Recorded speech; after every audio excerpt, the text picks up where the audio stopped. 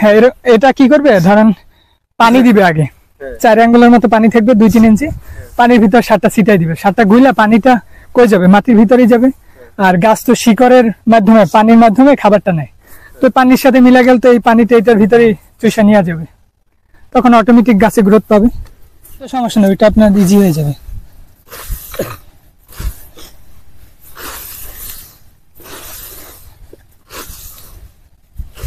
ঠিক আছে, এমনি হবে।